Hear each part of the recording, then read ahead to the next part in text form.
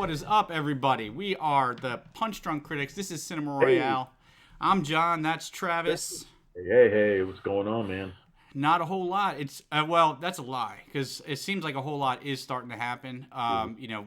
With coronavirus, we had all these movies that were pushed back. Some of them are starting to come out now. Last couple weeks, last week especially, was a little slow. We didn't even do a show last week, but Okay. it seems like Well, it's we about to actually get did real, do a real. show last week. We did do a show last week. No, we didn't. Yes, we did. Am I thinking the week before? Man, Yeah, my mind is going. I thought we were gonna do it Wednesday, and then we said we were gonna hold off. that would have been two shows in the span of a week. We would have done two. We were trying to play catch up, but we did do a show Oh, last. that's right. That's right. Okay, so we We're, missed we're something. good. We're good. We're good. We're good. But long story short, a lot of stuff happening. Some big movies. Well, Travis has already seen two of them, but coming up in the next couple weeks, starting this week with Venom. Let Yeah, There Be Carnage. Next week we got No Time to Die. I mean, other than the Paramount stuff that's all been pushed off to next year, it seems like things are starting to happen. yeah. I did see No Time to Die. My review of that is up on the site right now. If you want to get a peek at it early. But yeah, it's busy season, and as we saw at the box office this week, people are coming out to the movies again. They are vaccinated and they are eager to buy tickets.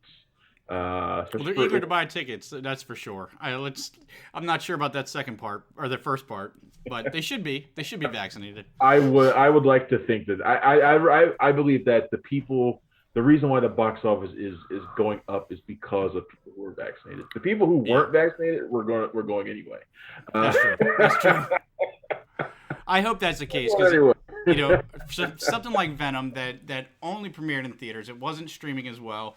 I yeah, live with someone that's immunocompromised, so my trips to theaters are always after 10 o'clock and always with a haze of. I'm basically like in bio shutdown after I leave there.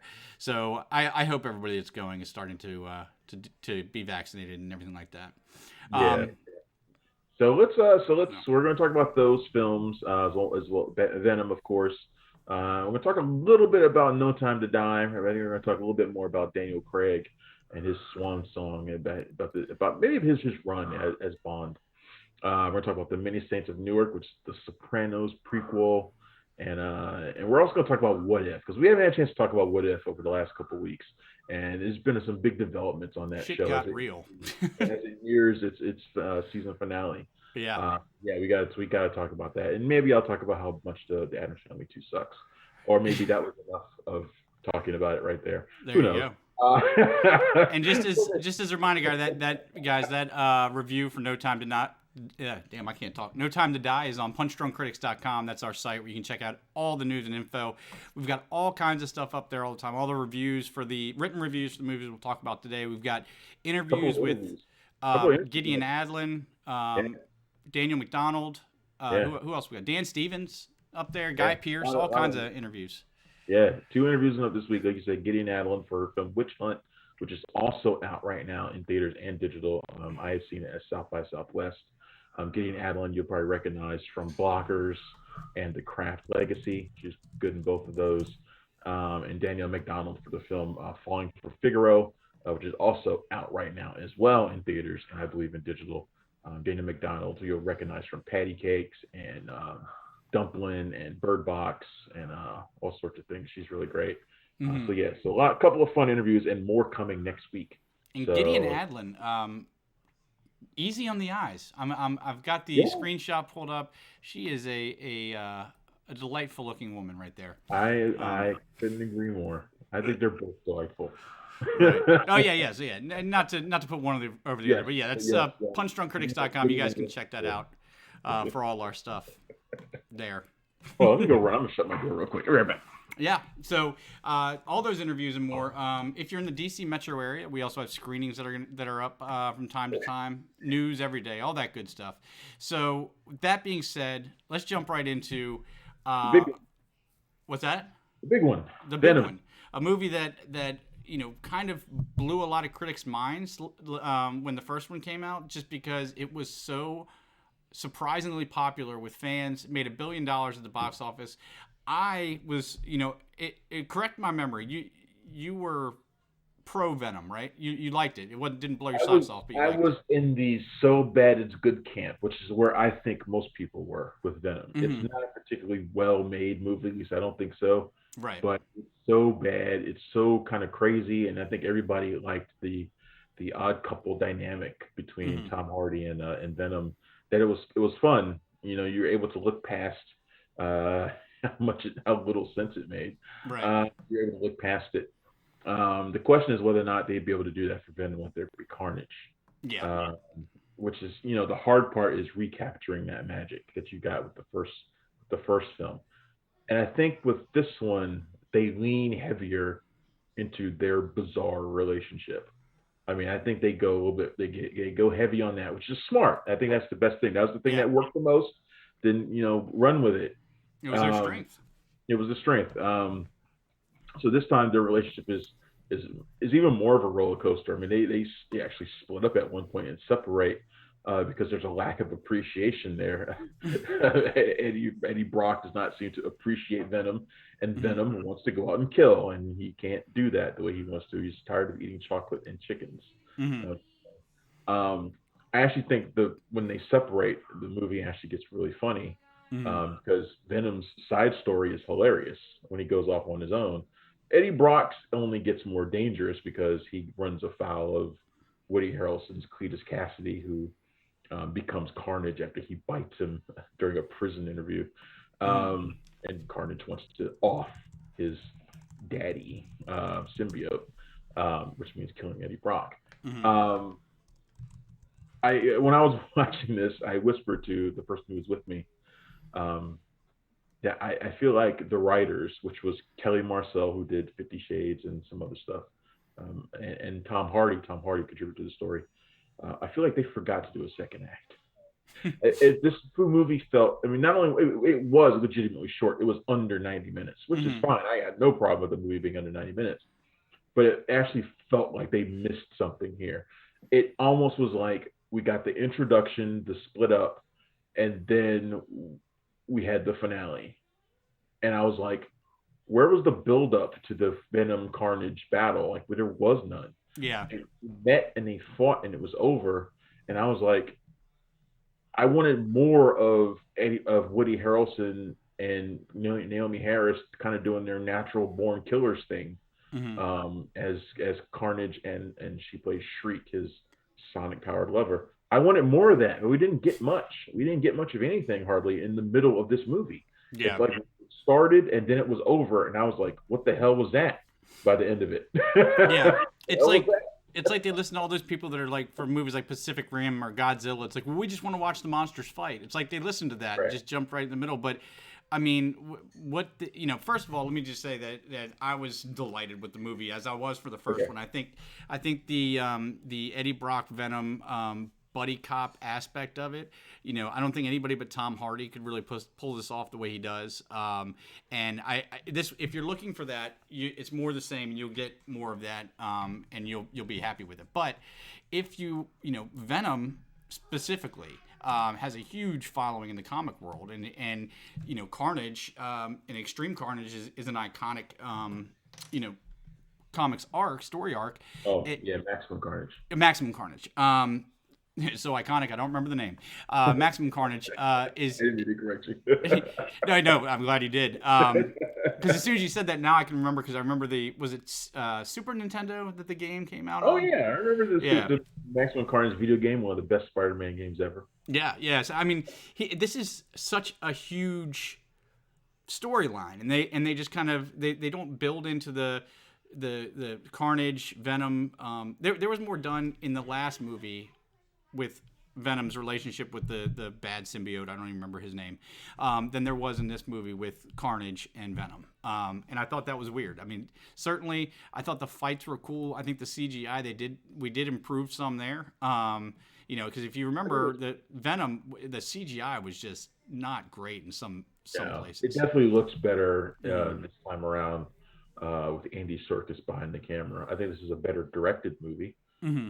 Um, I just I just feel like they left a lot to be left a lot to be desired. Like there's just a lot out there that we didn't get a chance to see much of. Yeah. I could have done with more of seeing Eddie and Venom how they fared on their own. I could have done with more of that Hmm. because they kind of needed it to get the point of why they're so much better together than they are separately. That said, Venom's side story into an underground rave was fucking brilliant. I mean, he'd have there preaching about diversity and shit, Hmm. and it's like it's an alien, and it's hilarious. Uh, that part had me rolling in my seat. It was so great. Yeah. That's I think the highlight of the movie for me was that particular scene. And look, there are individual funny moments here between Eddie and Venom, Hmm. but it felt almost like too much of the same. I really wasn't feeling a whole lot of the new stuff, a lot of stuff they were trying to do here with those two. It Hmm. was more of it, but not anything particularly new with it either. Yeah. Yeah, and I just wasn't expecting anything, or it's maybe because I liked the buddy cop aspect of it so much that it didn't bother me so much. But when you have Woody Harrelson, and a Woody Harrelson that's prepared to swing for the fences, obviously in this role, and you just kind of he wasn't I don't want to say wasted because that's not what it was, but I feel like they could have maintained the B movie aspect of it and still put in some real story. And there's some really good story that can be inserted into this film in the middle. You can add 15 minutes onto that short runtime, and you have something that kind of transcends the B movie feel of it while still, you know, But paying homage to that. I'll tell you what my fear was. My fear was because this movie is written by different folks. The first one was written by the Deadpool and Zombieland duo. The first one was. Um, I thought that bringing in Kelly Marcel to have her write the script, I thought they were going to get away from the so bad it's good and Mm-hmm. try to be good good. Like I wanted them to still remain in the bad good area, Right. um, and not be good good and try to be like a legit superhero movie. Like I didn't want them to do that because I didn't think they were going to be able to achieve that. Mm-hmm. They subverted my expectations in a way that I think is probably not to their benefit because they ended up just being bad as far as I'm concerned. Like I really was not, like Yeah. I really wasn't feeling this movie, and I really wanted to Mm-hmm. because I did enjoy the first one and thought just leaning into more of the craziness would be great. But they really did just plain forget like a whole arc like in this movie. Like they just plain forgot it. They just left it out Yeah. in an effort to get to distill what everybody liked about the first one. I get what they're going for, but I need more than that still. I still need more than that. It's Yeah. almost like they were trying, like they were really just trying to get to that post-credit scene, which which everybody Yeah. probably knows about by now. But we are definitely going to talk about. So if you're fearful of Venom spoilers, then you might want to fast forward now about 10 minutes or so or whatever, Yeah. or say this episode until after you've watched it. But they almost feel like they were rushing towards that scene Yeah. because the only things I'm going to remember about this movie are Venom covered in day glow and that post credits where we fans get everything that they've been clamoring for a couple years now. Right. Well, before we get to the post credits, just one thing that we can all agree we'll give the movie credit for is ditching the that horrible red wig that Woody Harrelson was wearing at the end of Yeah, Venom thank One. goodness. So that's good. But yeah, I never understood like this. I don't with all the genius that resides in Hollywood, all the creative mojo there.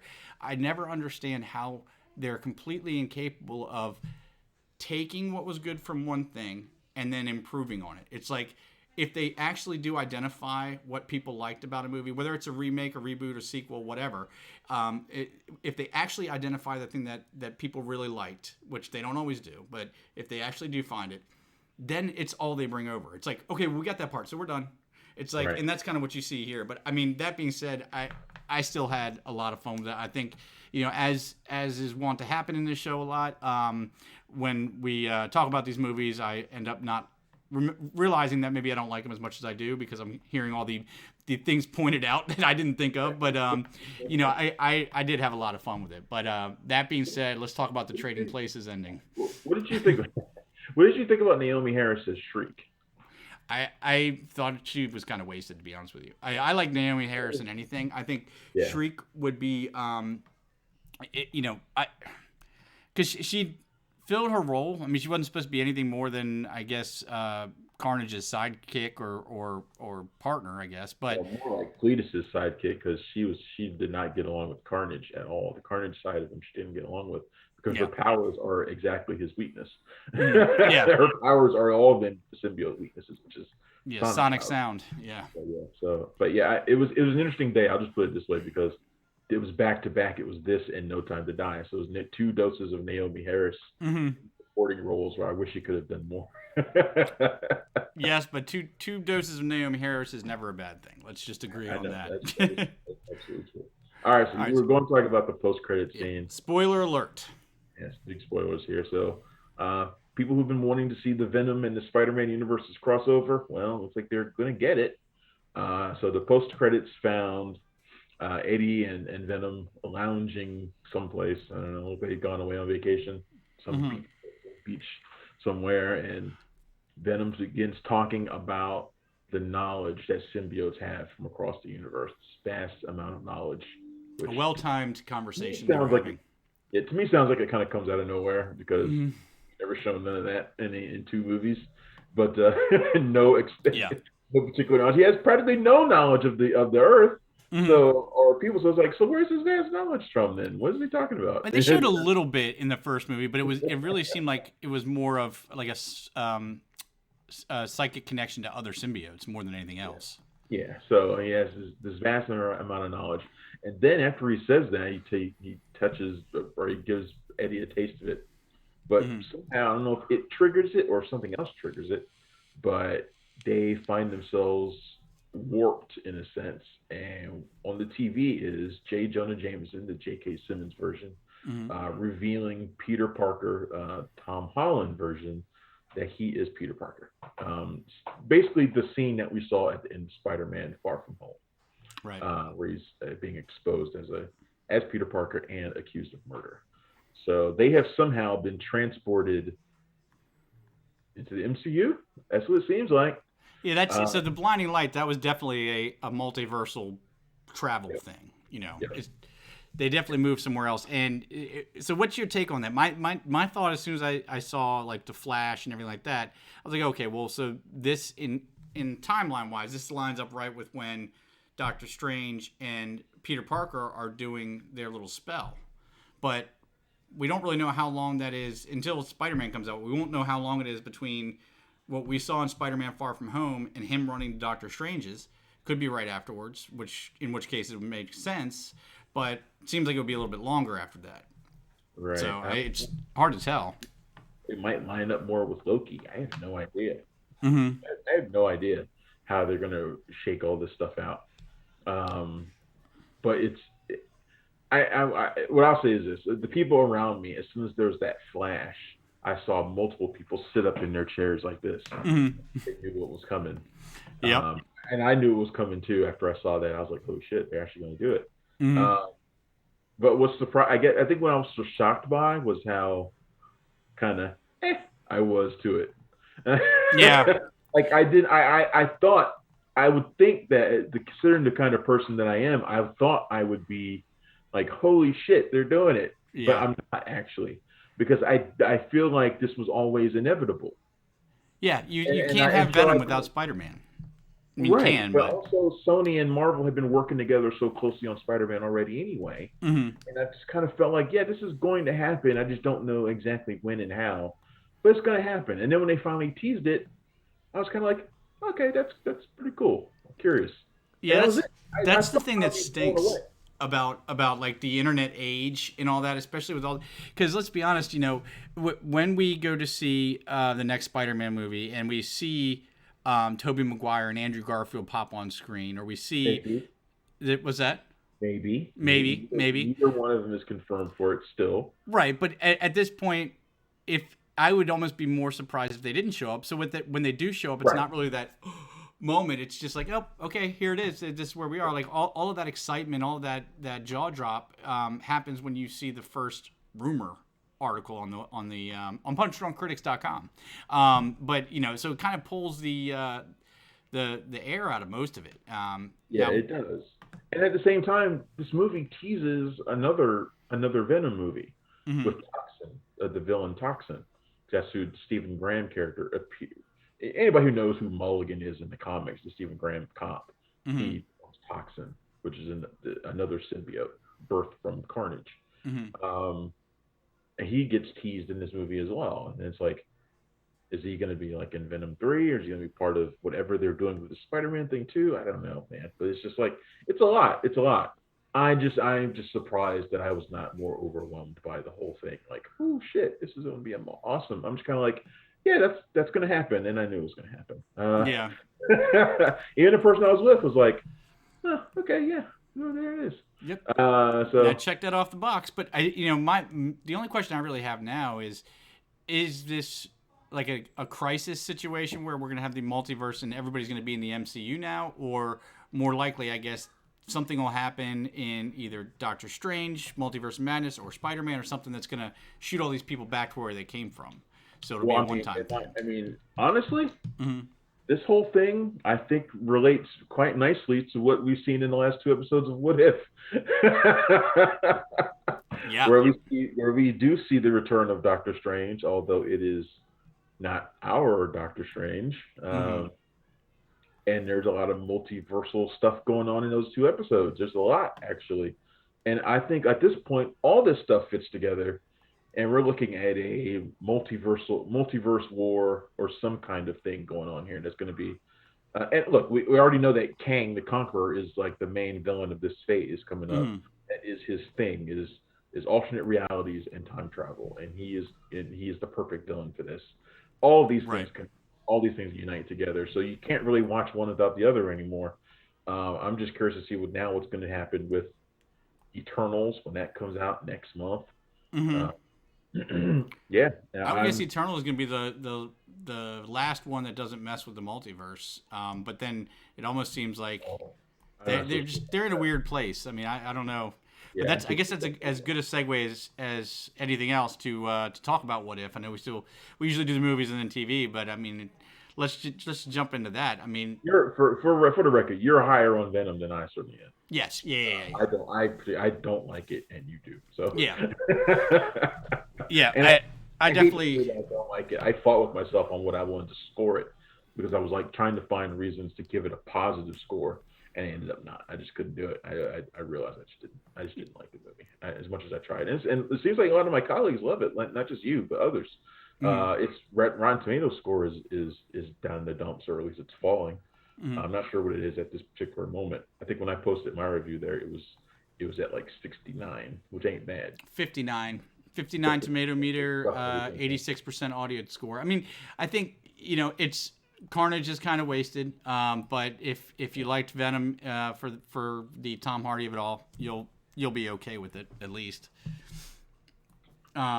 So yeah, What If? Last we talked, we kind of dropped off talking about What If for a little while here.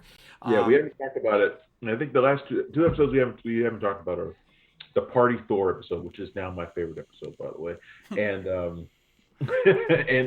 and the one with Ultron.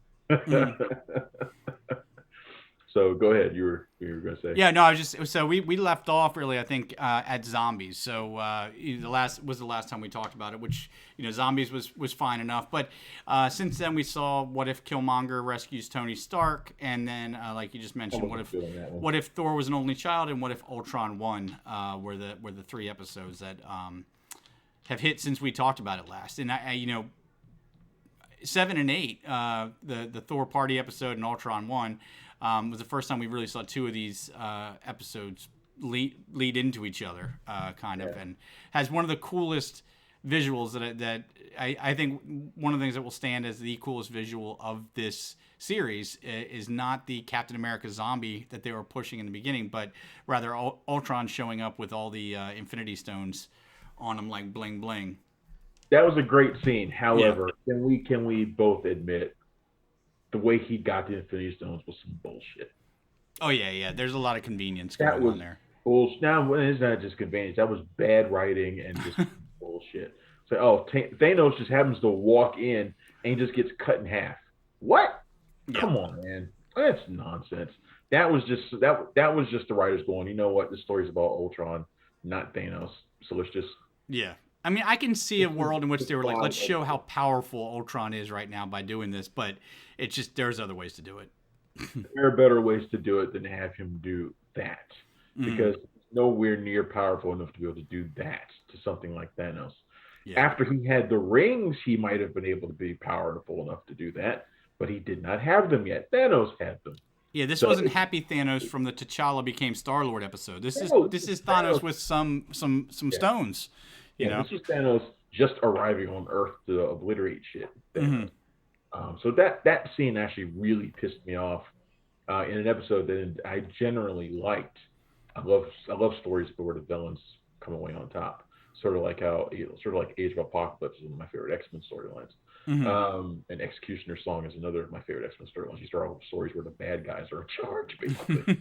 But before that, though, the Party Thor episode I thought was just great. I felt like this series desperately needed some humor. Because almost every story is grim and dark. Everything is taking a super dark turn. Like it's always that. Like there's no light in any of these episodes. So the Party Thor one I thought was great because Thor is just having a party and everywhere he goes shit gets destroyed. But I thought they did a brilliant job of showing how he would be without the somebody like Loki, always nagging him and steering him in the direction of becoming a hero. I thought that was great. I loved his relationship with Jane Foster and how that developed. I even like the use of Captain Marvel in this. So the Captain Marvel is sort of becoming like the Deus Ex Machina of the entire show. Like she keeps popping up. Yeah. Ultra powerful everywhere she goes. I love the fact that they call his mommy on him. That was my favorite thing. Like, your boy's partying too much. Come out and get your son. That's great too. I loved all the little cameos that kept popping up. All this stuff was a lot of fun. Ragnarok, hanging out by the Statue of Liberty. Stuff like that is just a lot of fun, man. I thought this series desperately needed a breath of fresh air, and that was it. I was really happy with that one. And then, of course, it ends leading into the next one with Infinity Ultron showing up. Yeah, fun times are over. Fun times are over. What did you think about the Ultron episode? I thought it was, it reminded me of the serial killer Ant-Man episode because it's just so dark and everybody's done. And I mean, it literally starts out with half of humanity's already wiped out in a nuclear holocaust. I mean, I thought it was definitely cool, and it definitely hammers home what could have happened if the Avengers didn't win probably one of the lowest rated of the Marvel movies in the Age of Ultron, which I've actually grown to like quite a bit more since it originally came out. It's better now. We compared it to the first Avengers, which is unfair. Yeah. But it's actually pretty good. Yeah, and I don't know, the only thing I don't know how I feel about it is that it seems Clint Barton and Natasha Romanoff are always the two that are left. The two non-superpowered, non-protected people are the ones that always seem to survive and then show up later. I don't know if that's... I feel like that's because they are considered less of a threat. It's always by these characters who are super powerful. They tend to be androids of some kind. They leave the two weakest threats. They probably underestimate them the entire time. And that's right. But what I really liked was that it's not really breaking the fourth wall, but the Watcher becomes involved in the episode. And that's something I didn't think we would see. Jeffrey Wright's performance has been great, but it's been relegated to kind of like a Twilight Zone opening. Can we talk about the Dragon Ball-esque fight that he had with Ultron too? Because that fight was pure Dragon Ball Z. I mean, they're like punching each other through mountains and literally through alternate worlds over and over and over again. It was actually really incredible. I thought it was really well done. Probably the best fight of the entire show so far. Actually, their fight is really good. Yeah, and if you had any questions about the animation styles, that was my main thing when I first saw the trailers. Like I'm so particular with animation styles. I was like, I don't think I'm gonna like it, and then watching, I'm like, oh, this actually looks awesome. But then you see in this, and I mean, I guess because it is kind of that anime type style a little bit, it lends to that Dragon Ball Z type of fighting, but it was visually stunning to see. And they're bringing back Arnim Zola and all kinds of stuff like that. I thought it was really cool. And then once again, Doctor Strange we see is the linchpin of everything.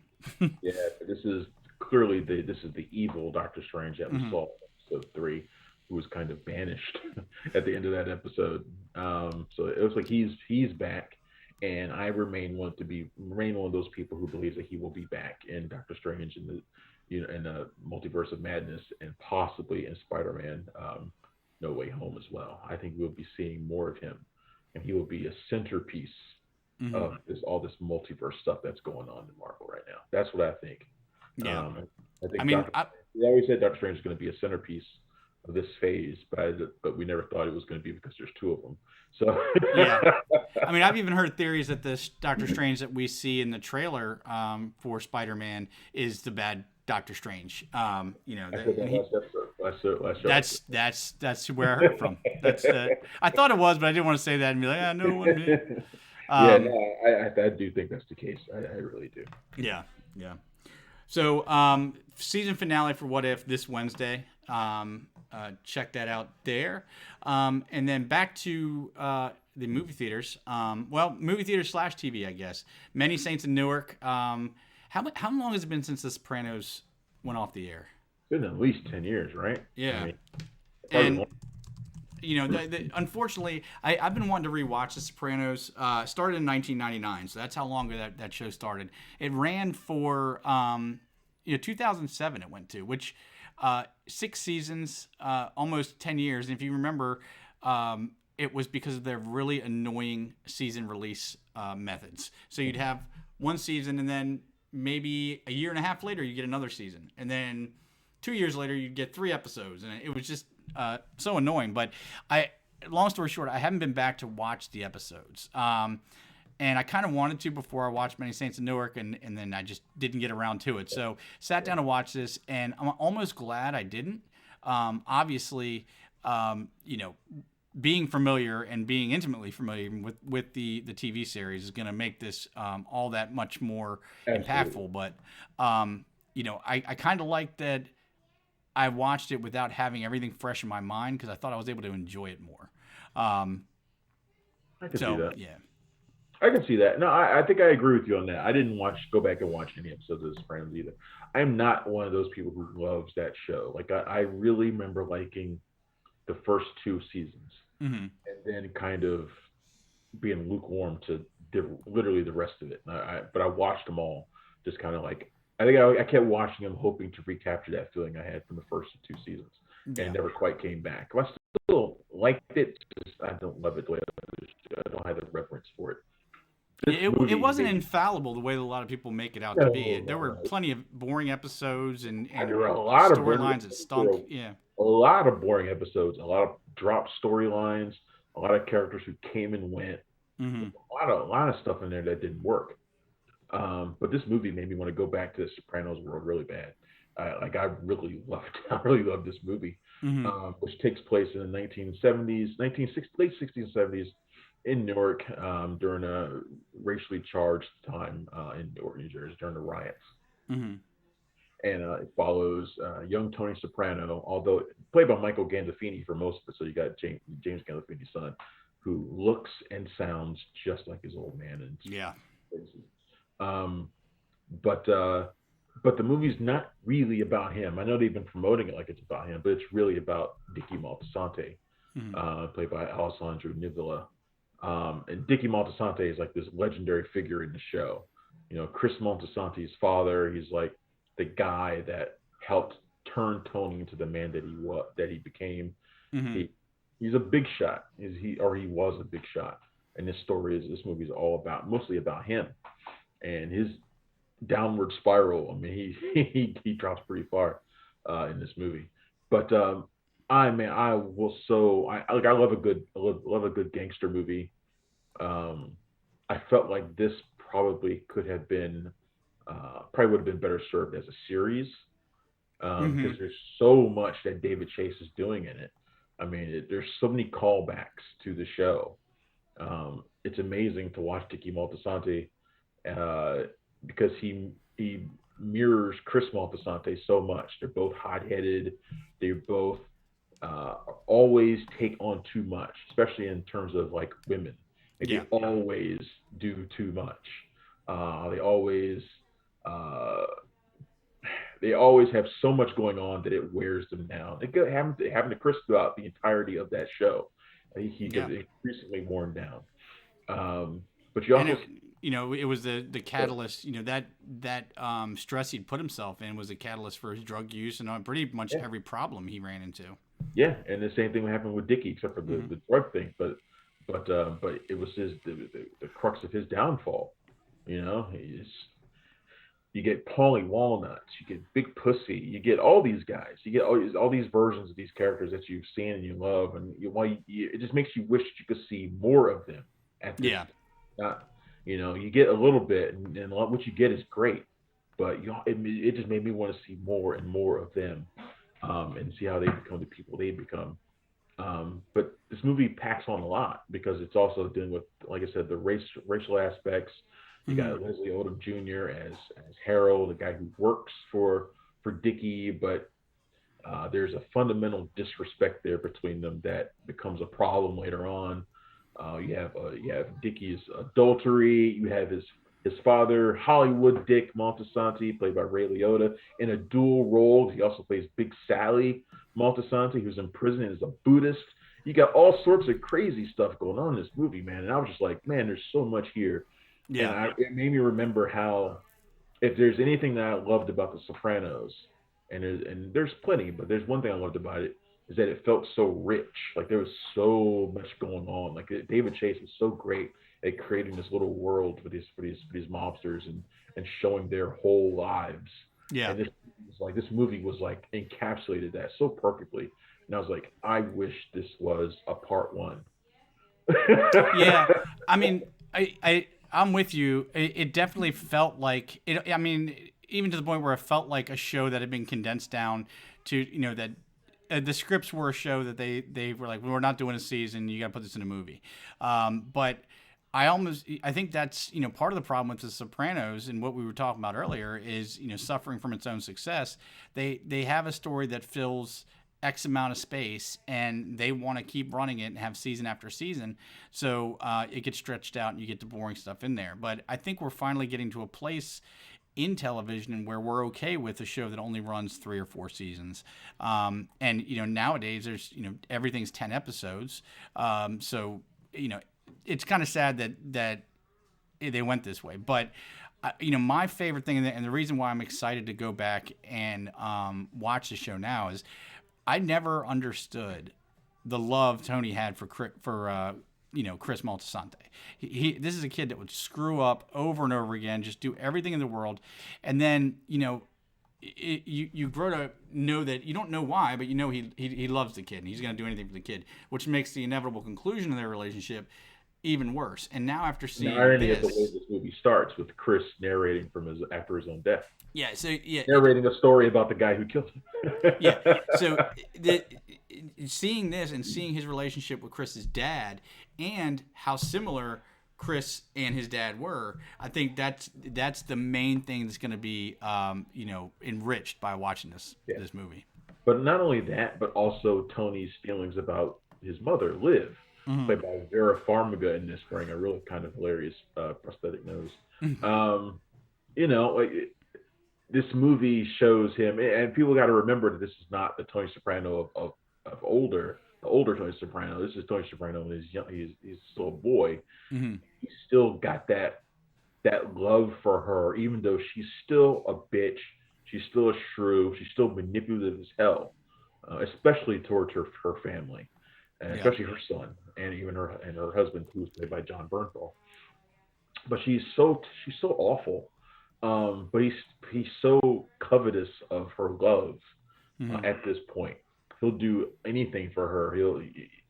And yet when you remember that, you think about how the relationship develops later, and how they were always so contentious, but Hmm. at times he would still want her affection. Like he would still look for it. even though it was obvious she was manipulating him. Like he still has these blind spots for her, and you kind of see the origins of that here. And it's just like I said, there's so much in here that makes me want to stay in this world for a long time. Yeah. And that's a credit to David Chase, who obviously knows these characters better than anybody.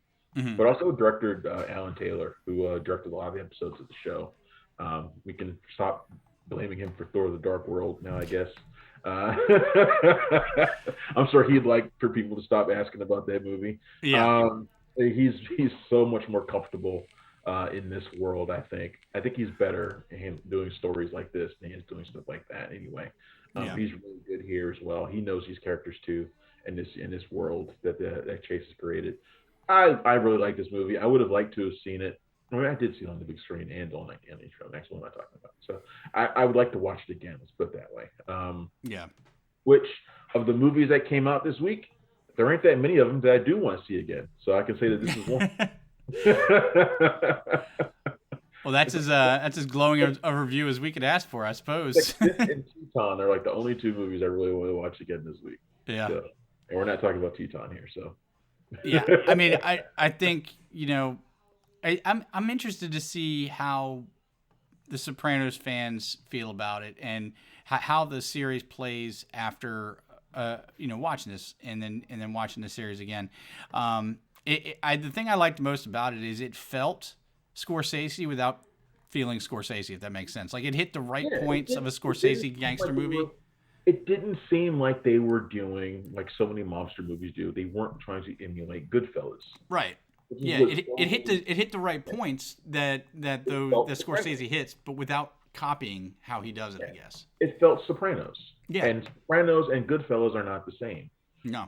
They shouldn't feel the same. And I'm glad that this movie did not make me think of Goodfellas once. Right. Even though it has Ray Liotta in it in a big role, I never thought Goodfellas once. Well, he's almost unrecognizable at this point. At least, Ray Liotta's got to have jet black hair, jet black everything, and he looks like a ghost now. He's like, you can't have a monster movie without Ray Liotta in it somewhere. I'm sorry, you just can't. Well, the mayor of Hollywood is the one who put that down. In the 90s, you couldn't have done it without. You couldn't have done it without like Chaz Palminteri somewhere. Paul Sorvino, yeah. Right, you cannot have a movie like this. What is Chaz Palminteri doing these days? I don't know. I posted a Bronx Tale GIF the other day for my 365 Days of Film, and everybody started talking about it. So him and Joey Pants, man, those guys showed up in everything. Joe Pantoliano. Joe Pantoliano. Yeah, I guess he won't be back for the Matrix Resurrections. He won't get resurrected. Or Bad Boys 5. But again, Many Saints of Newark, man. In terms of movies that surprised me and how much I felt for them, this is one. So I really was not expecting much. Most of these HBO shows that have become movies have not meant much to me. The Deadwood movie didn't mean much to me, even though I love Deadwood. Right. Obviously, I don't give a shit about the Sex and the City movies. But this is like the best of them. This is the best of them, and I'm really happy that they made it. And I do think it is going to inspire some sort of continuation. Yeah. If some sort of revisit to the world of the Sopranos, whether it's a continuation of the Many Saints of Newark and these characters, or it's going to be bringing back characters from the show, maybe post Sony, because now we don't have James Gandolfini. As long as they stay in that time frame somehow, I'm fine with it. Because I just don't feel like I think The Sopranos was the last modern gangster show that you could have, or gangster movie, even without in the usual terms. I don't feel like it's the same world it was in '99 in the 2000s, where you still had the vestiges of that old world like mafia stuff going on. I feel like it can't exist now for some reason, and maybe I'm really off on that, but I don't want to see a modern day take on this stuff. I want to see them go back and maybe even show us what's going on in the 80s. Take it from there. And everybody wants to see, basically GTA Vice City, Scarface in Jersey. So I'm down with that. We're running up against the end here, but yeah, that's about it. That's about all the show that we've got for this week. Yeah. We got Adam's Family 2. It's terrible. There's my review. Don't bother. Next week is No Time to Die. We That's didn't right. get a chance to talk about it this week, which is fine. We'll get the chance to talk about it next week anyway. So Yeah. it's all good. It's probably better to hold off anyway and talk about it then. So that's the big movie for next week. I'm not sure that anything else is bothering to try and come out opposite it that matters. Which is good I know because that gives us a chance to do almost like a retrospective of Daniel Craig's time as Bond. I mean, the thing is, and this is all I was going to say about him this week, if we were to talk about it, is, you know, I want to see a what if episode where they show what happens if somebody other than Daniel Craig was cast in that role. Was it just the script? Was it him? Was it a confluence of things? But we are so far.